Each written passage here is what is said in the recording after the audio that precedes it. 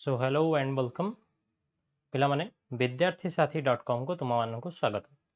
आज आम जीव विज्ञान प्रथम अध्याय पोषण विषय पढ़ा। पोषण यहाँ हूँ फास्ट वीडियो। एथिरे आम खाद्यर प्रकार भेद पढ़ा। तो आम तुम मैंने जो खाद्यर प्रकार भेद विषय प्रीवियस क्लास गुड़ाक पढ़ीच भी, किंतु आम आज या विषय बहुत भल आउ टे भलसे जाना आर व्यवहार कौन जाना टे। तो चल आरंभ करवा। पिलामाने ये देख लिखाई जीवन प्रक्रियार गुरुत्वपूर्ण प्रक्रिया हूँ पोषण। पोषण माने कौन पिला देख मुझे तुमको देती यहाँ हूँ बॉडी स्ट्रक्चर गोटे मनीषर बॉडी भाया देखा राइट। से पूरा हाथ गुड़ाक ये दुटा तार हाथ हाथ गुड़ाक पूरा मुह पूरा तार जो शरीरटा पूरा गठन होती देखिपार पूरा तुमको फल फूल फल फूल ना डिफरेन्ट टाइप परिवा पत्र एगुड़ा सब देखाई ये। तो ये कौन शो कर देखा तुमको इंडिकेट कर सूचना दूसरी जे तुम मैंने जो तुम शरीरटा या से शरीरटा पूरा खाद्य को लेकिन हिं या तुम जब खाद्य खाइब ताहले ही तुम शरीर वृद्धि हो पार बा बढ़ तुम शरीरटा पूरा जब खाद्य न था तुम शरीर एमती वृद्धि हो पार ना। बुझिपार तो या अर्थ ये एमती देखा ठीक अच्छे। तो से जिन ये कहुई शरीर अभिवृद्धि अभिवृद्धि माने बढ़ापी बा विभिन्न प्रकार क्षय क्षतिर पूरण जदि कौटी माड़ होगला खंडिया होगला तो से जगह क्षय क्षतिर पूरण आमको आवश्यक कौन पिलाने खाद्यर आवश्यकता रही। से जो खाद्यर आवश्यकता जो पूरण होटा को ही आम पोषण बोलिकी कौचे आम इनडायरेक्टली कहीपर जे खाद्य खाइबार खाद्य खाइबा खाद्य ग्रहण करने को है कि खाद्यर शक्ति आहरण करने को खाद्य को ग्रहण करने को आम पोषण बोली कौचे ठीक अच्छे। तो जीवन प्रक्रिया प्रक्रिया यहाँ हूँ गुरुत्वपूर्ण प्रक्रिया अर्थ कौन ना जीवन प्रक्रिया माने तुम पे तुम बॉडी पूरा चलुची केमती तुम देखिपार तुम शुणी पार तुम कहीपार तुम चली पार। तो विभिन्न प्रकार जो कम होची तार सब जगह कम ये जो विभिन्न प्रकार कम होता गोटे मुख्य गुरुत्वपूर्ण भूमिका किए नौ पोषण नौ। जो तुम पे खाद्य खाइबनी ताल ये जो कम गुड़ाक जीवन विभिन्न प्रकार प्रक्रिया जो अच्छी चलवा बुलवा देखा खाइबा कथा कहवा डिफरेन्ट टाइप जो कम कर तुम बॉडी एत गुड़ा कम से कर धीरे धीरे से वीक होकर कौन जदि जड़े खाद्य खाया बंद करदेव ताको पोषण मिलवा बंद हो खाद्य मिलवा बंद हो पोषण मिलवा बंद होगा। तो बंद होगले ऑटोमेटिकली तार सब जीवन प्रक्रिया ही धीरे धीरे बंद होगा लगे ठीक अच्छे। तो चल आउ टे जाना नेक्स्ट देख पिला तुम जो कहती मनीष श्वासक्रिया इंग्लीश कहूँ रेस्पिरेशन है शुंगी पार्ची कि शुणी पार्ची देखिपार कहीपार एगुड़ा सब सेंसिटिविटी सब एगुड़ा सब सेंसर कम कर ठीक अच्छे। देन स्नायु कम कर तुम ये स्नायविक कम ये मुवमेंट कर चली पार्ची गोटे को चलिया शक्ति दरकार नहीं जड़े जो शक्ति नपारे के तार ग्रोथ हो ग्रोथ माने वृद्धि हो शरीर वृद्धि होगापी खाद्य खाइले ना से बड़ हम तुम देखिए प्रीवियस क्लास राइट रे तापर एक्सक्रिएशन माने तार जो शरीर वर्ज्य वस्तु निष्कासन हो। तो ये सब कम ये जो रिप्रोडक्शन माने नुआ जो गोटे गोटे गचर आउ गए गच है कि गोटे बाघ छुआ बाघर देहर आउ गए बाघ पिला कि मनीषर मनीष छुआ ये टाइप जो नूतन पशु है नूतन पक्षी कि नूतन उद्भिद है सृष्टि है ये जिनसा कहूँ रिप्रोडक्शन बा जनन बोली कहूँ। ये सब जिनपाई आम कौन दरकार खाद्य दरकार जदि खाद्य न था ताहले खाद्य रहिले ही आम ये सब कम कर ठीक अच्छे। ये जो सब खाद्य खाइले ही सब गुड़ा कम हम ये पूरा कम को आम लाइफ प्रोसेस कौचे कि आम कहीपर जीवन प्रक्रिया बोलिकी तुमको जो वार्डटा दिखाई जीवन प्रक्रिया बोलिकी जीवन प्रक्रिया बोलिकी आम कहे। तो जीवन प्रक्रिया विभिन्न प्रकार कम अच्छे तुमको देखली मुझे ये जो सब कम करने आमको खाद्य मुख्यतः दरकार फास्ट खाद्य दरकार खाद्य हेले खाइले ही आम पाखे कौन हम ये सब जगह कम आम कर ये जो सब कम हो पाने ये सबतक कम कौन हो पाने शरीर होता समस्त जैव रासायनिक प्रक्रिया। तो जैव रासायनिक प्रक्रिया कौन शरीर भितर जो जो रासायनिक प्रक्रिया ये सब कम हो सब कम गोटे गोटे रासायनिक प्रक्रिया को लेकिन ही हो ठीक अच्छे। तो ये रासायनिक प्रक्रिया होटे हो तुम शरीर भितर हो तुम शरीरटा हूँ गोटे जैविक पदार्थ। तो जैविक पदार्थ जैव जो जैविक पदार्थ भितर रासायनिक प्रक्रिया जोड़ा हम ताको जैव रासायनिक प्रक्रिया बोलिकी कहुच्छे ठीक अच्छे। तो ये जैव रासायनिक प्रक्रिया सब हो सब गुड़ाक तुम ये खाद्य जो पोषण ग्रहण कर अव्याहत रव्याहत माने कंटिन्यू रही भी बंद हेनी जो तुम खाଇବା खाया बंद करद माने धीरे धीरे सब कम बंद होगा लगे ठीक अच्छे। नेक्स्ट देख पिलाने स्लाइड खाद्य साधारणतः जटिल अवस्था थाए जटिल अवस्था थाए ये कौन मुझे तुम एक्चुअली खाद्य आम के ग्रहण कर तुम से विषय में तुम भलसे कहबी आउ दुईटा सर्ट क्वेश्चन अच्छी गोटे हूँ अपचय गोटे हूँ चय चय आउ अपचय मिसिकी चयापचय यहाँ गोटे सर्ट क्वेश्चन अच्छी यहाँ भी देखा ठीक अच्छे तो पे देख खाद्य नॉर्मली जो भी आम खाद्य ग्रहण करचे सेटा हूँ जटिल प्रक्रिया जटिल अवस्था था ठीक अच्छे केमी जटिल अवस्था था पाने ना जो वृक्ष कर जटिल अवस्था ही करमती करमती कि से नष्ट हो सांगे सांगे ठीक अच्छे तो सेटा जटिल अवस्था रखार कारण हूँ सेटा उद्भिद को जटिल अवस्था रखिले ही सी सांगे सांगे नष्ट हेनी ना उद्भिदर फल लागू लागू सी नष्ट होता सांगे सांगे ठीक अच्छे जो सरल अवस्था रखियो गले ठीक अच्छे पे तो ये जटिल अवस्था था ये जटिल अवस्था जो खाद्य था जोड़ा फल आम खाऊे कि आम रुटी खाऊे कि जहाँ भी खाऊे सी जटिल अवस्था था है तुम देखि मेडिकल पे लोक मान जो मैंने जी वीक हो जाए टी दुर्बल हो जाए मेडिकल गुड़ाक सालाइन लगाती सालाइन ठीक है सालाइन गोटे बोतल लगी गोटे स्टैंड सालाइन बोतल लगी से वायर आसो लोकर हाथ में खंजा ही था ना एमती है तो से जो मेडिकल सालाइन लगाती सालाइन भितर देखो पानी भाया देखा है ता भितर भी पिलाने खाद्य पदार्थ थाए जो मानू अत्याधिक झाड़ा हुए कि बांति हुए से जहाँ खावा दब से कौन करेंगे बांति करेंगे झाड़ा करेंगे तो शरीर कौन हुए पिलाने हजम हुए तो आम जो जटिल खाद्य खुआचे ना से जटिल खाद्य शरीर भितर हजम हुए ठीक अच्छे से आम कौन करचे ना सालाइन मध्यम देह देखिए सालाइन लगाओ जो सालाइन मध्यम कौन कराऊँ सालाइन भितर जो पानी गुड़ा देखा ना तुमको से एक्चुअली पानी नुहे से सरलतर खाद्य थाए बुझल ना पे आम जो नॉर्मल खाद्य खाऊे से जटिल जटिल अवस्था था कि सालाइन भितर जो था तो सेटा हूँ सरलतर अवस्था था ठीक अच्छे सरलतर अवस्था था तो ये सरलतर अवस्था था यहाँ को सीधा से जो मनुष्यर शरीर भितर को इंजेक्ट करा शरीर में दिया ठीक अच्छे शरीर रक्त डायरेक्ट प्रभावित कराइले से कौन हम जा शरीर भितर जा खाद्य जोगे तो गोटे लोक को जब आम खाद्य आम खाया दौने खाद्य खाइले शरीर रोनी झाड़ा बांति हो खाद्य शरीर भितर रही तो से टाइम जब सालाइन दि जाए तो सालाइन देले से बंची पार 4 दिन नहीं 5 दिन नहीं बहुत दिन जाए बंची पार किसी लोक अच्छा जो मैंने कोमा स्टेज को पलांती कि आउ कि पेसेंट था जो मैंने कि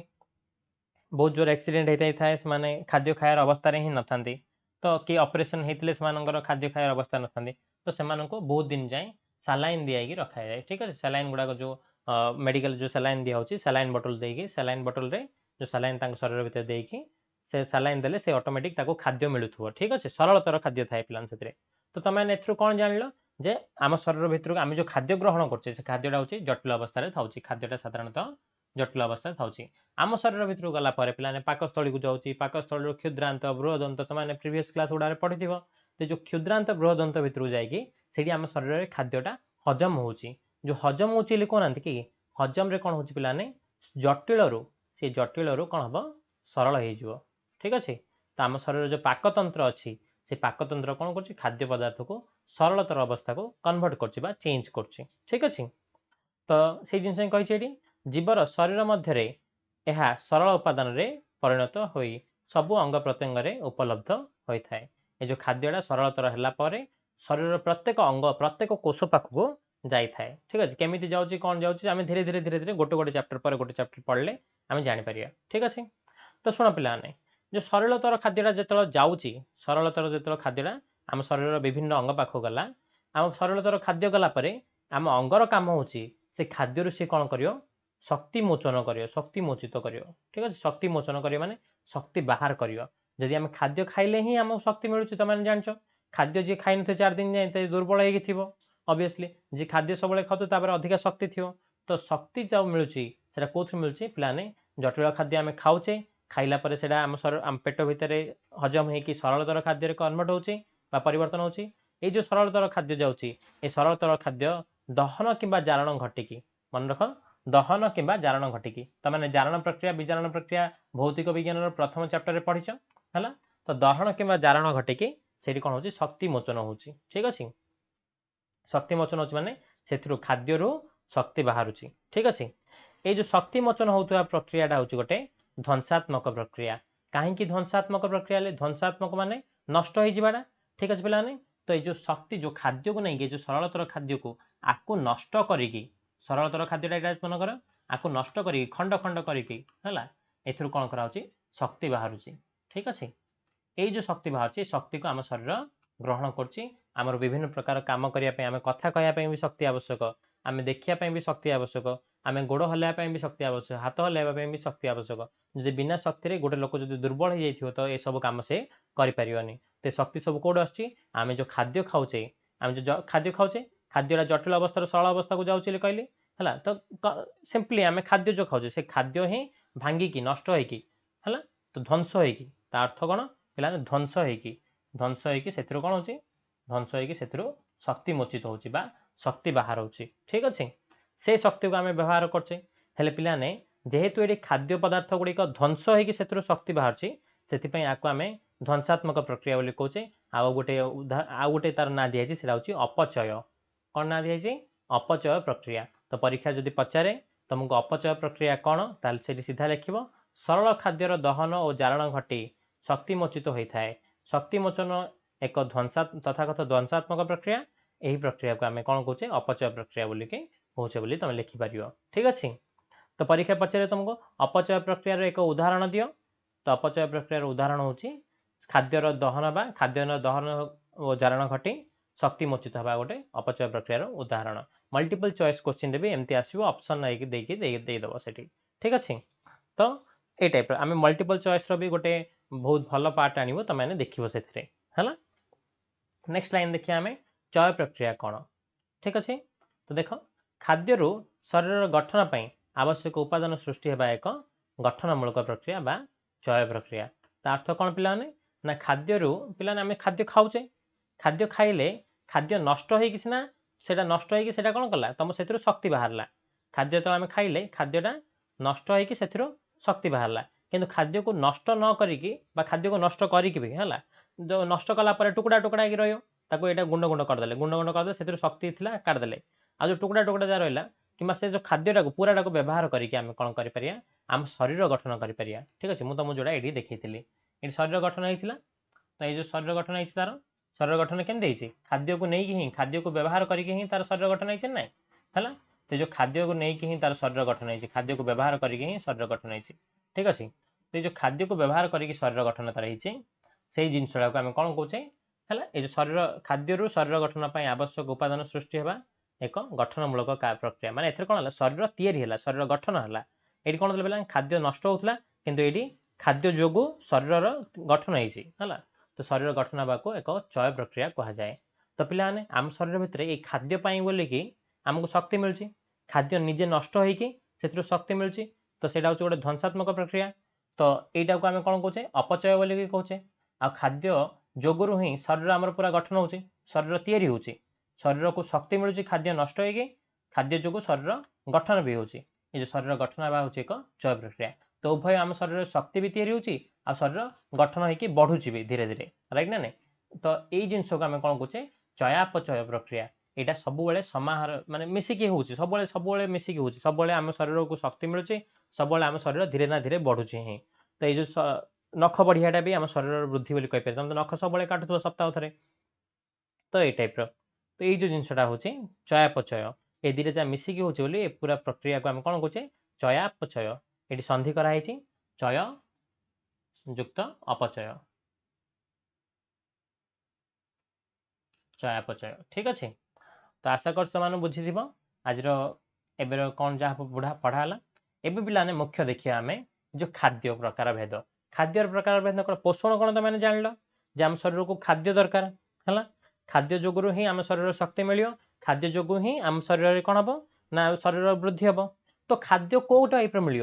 है खाद्य जो मिले से कौ टाइप खाद्य मिल तो खाद्य को विभिन्न प्रकार प्रकार भाग कराई। तो फास्ट प्रकार भेद प्रकार आम देखिए से हूँ श्वेत सार। ठीक अच्छे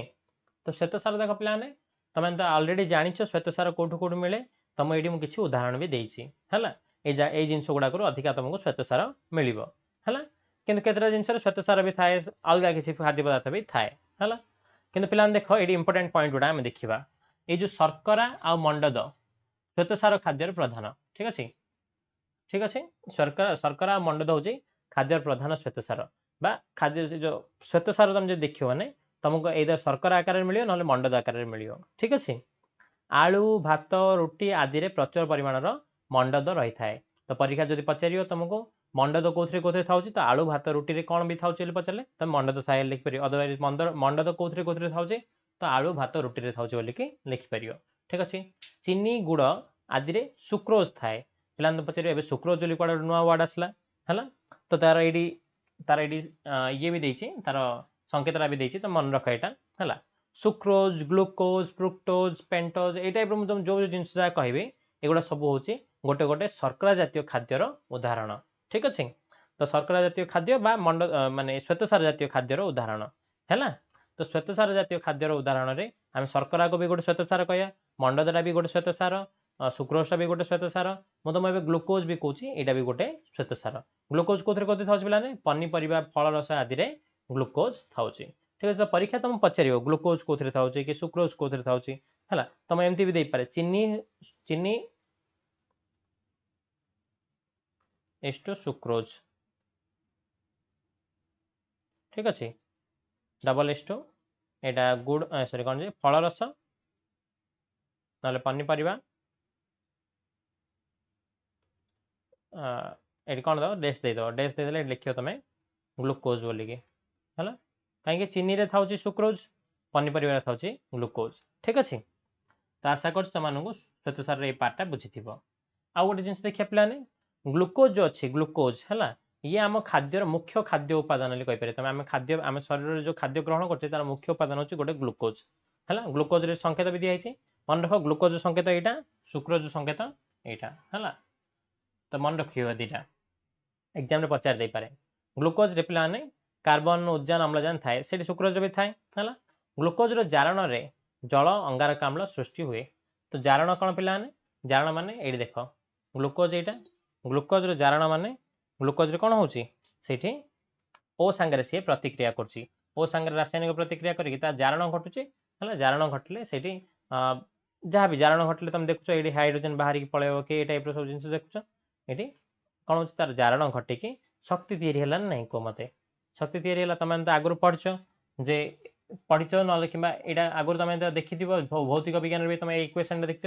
है तो ये जारण घटिकी कौन है अम्लजान मिसिले जारण घटे जारण घटिकी ये शक्ति तैयारी होची से जिन कही ग्लुकोज जारण में जल अंगारकाम्ल सृष्टि हुए और शक्ति उत्पन्न होता है बोलिकी ये अंगारकाम्ल CO2 गैस जल ये तैयारी है शक्ति भी तैयारी है तो गोटे ग्राम यहाँ मन रख पे बहुत इंपोर्टेंट सर्ट क्वेश्चन यहाँ 1 ग्राम श्वेतसार कि ग्लुकोज कहीपर है 1 ग्राम श्वेतसार रु प्राय केते किलो कैलोरी 16 किलो जूल शक्ति निर्गत होता है परीक्षा पचारि पारे 1 ग्राम श्वेतसार रु केते किलो जूल शक्ति निर्गत हम ठीक अच्छे तो 16 किलो जूल शक्ति निर्गत होता है ठीक अच्छे चल आगो जा पे पृष्टिसार देखिए शरीर वृद्धि और नूतन कोष तथा तंतु गठन पृष्टिसार आवश्यक पे तुमने जो देख ग्लुकोज देख ये श्वेतसार देख श्वेतसार हूँ गोटे प्रकार खाद्यर प्रकार भेद कहली तुम तो प्रिवियस क्लास गुड़ा पढ़ी श्वेतसार पृष्टिसार स्नेहसार जीवसार तो श्वेतसार काम कौन था श्वेतसार मुख्यतः आम शरीर को शक्ति उत्पन्न शक्ति जोगाई थाए कि आम शरीर गठन कौ प्रकार खाद्य दरकार आम शरीर गठन पृष्टिसार दरकार ठीक है मन रख श्वेत खाद्य जदि आम शरीर शक्ति दरकार ताहले आम श्वेतसार जातीय खाद्य खाइबा जदि आम शरीर गठन दरकार जड़े जब पतला होती मोटा हबार अच्छी तो मोटा हाँपाई से कौन कर पृष्टिसार जातीय खाद्य जदि खाइब सी ताहले तार शरीर गठन हम गठन हो शरीर वृद्धि हम ठीक अच्छे तो आशा कर तुम बुझी पृष्टिसार खाद्य कौन ग्रहण कराए तो शरीर वृद्धि नूतन कोष तथा तंतुर गठन पृष्टिसार आवश्यक होता है तो शरीर अल्टीमेटली सब पूरा जिनसा कहे शरीर वृद्धि है मोटा हाँपाई ठीक अच्छे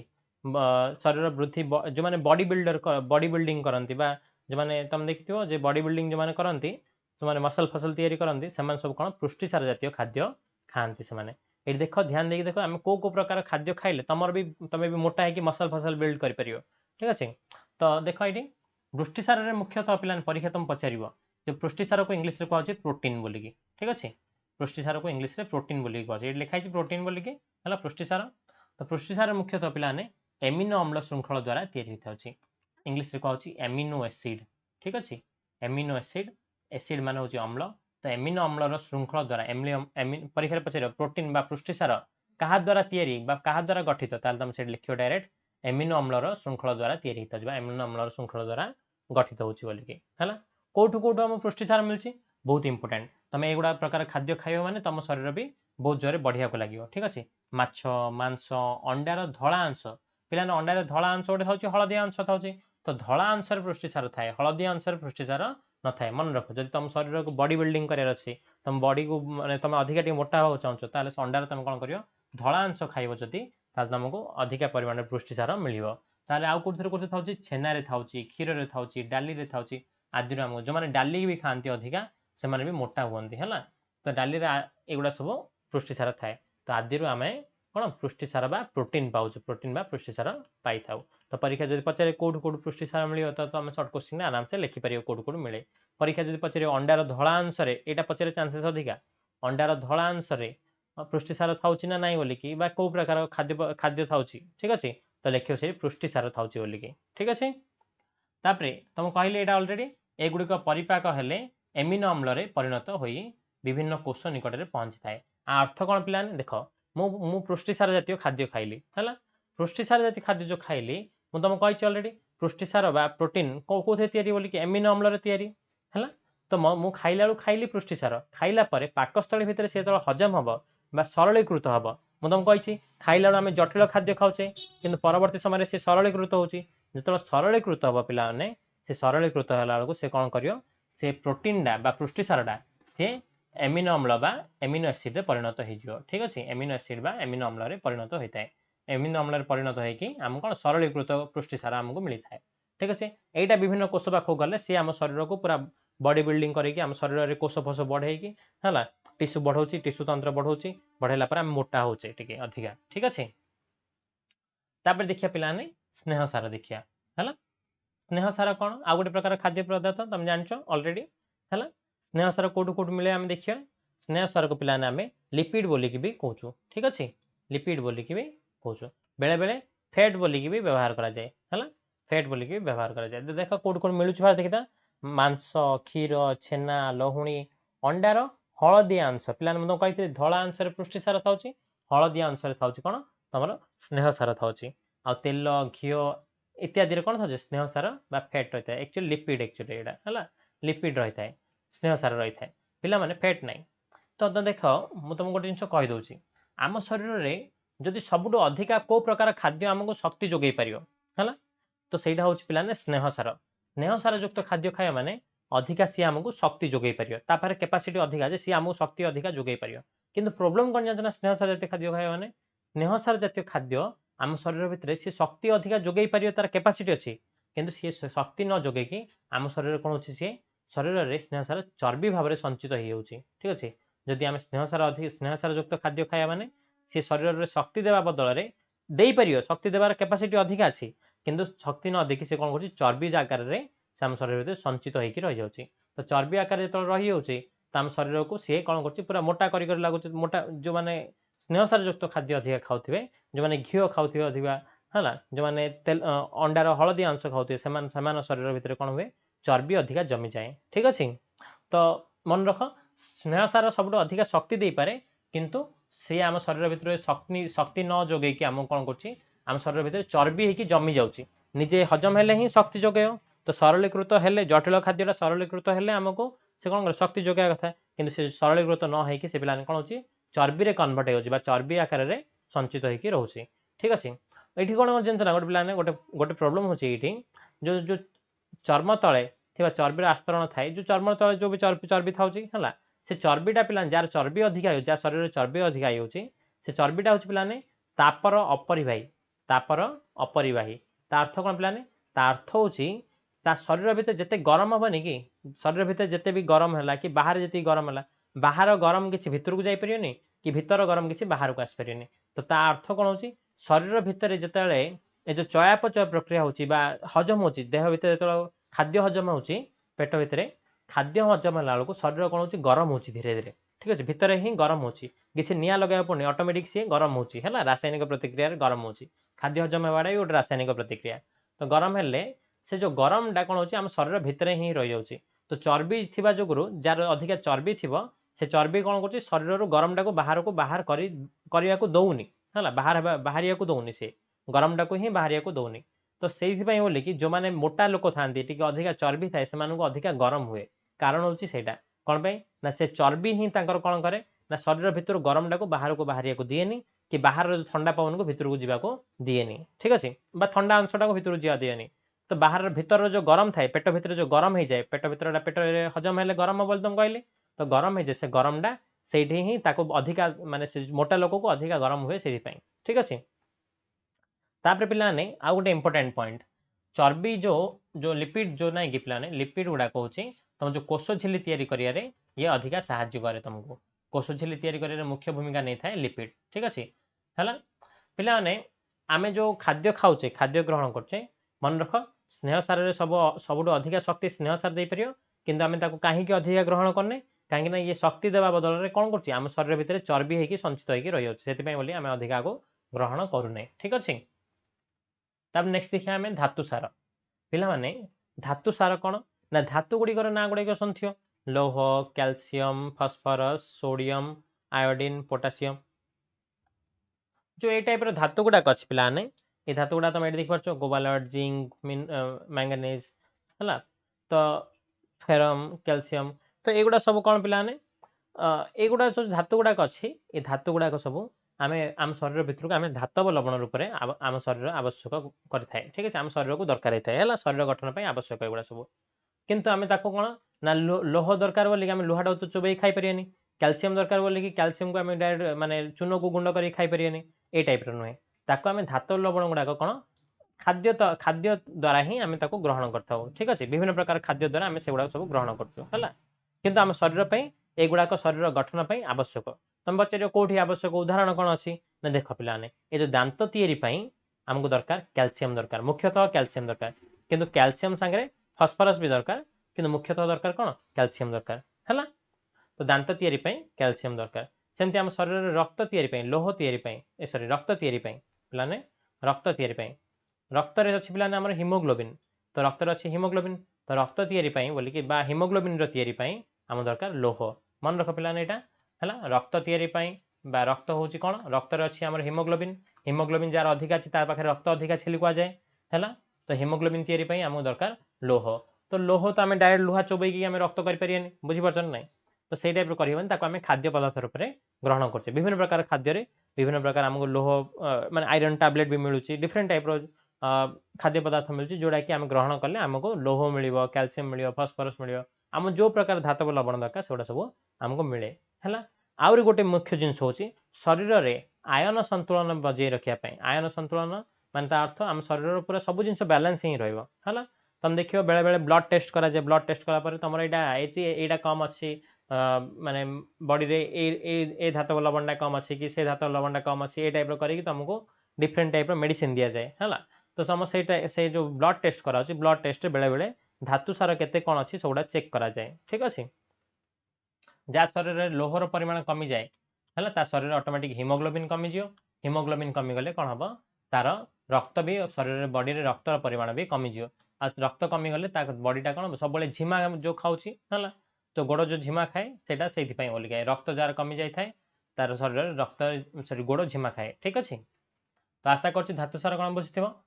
ନେକ୍ସଟ ଆମେ ଦେଖିବା ଭିଟାମିନ୍ ଓ ଜଳ। ପିଲାମାନେ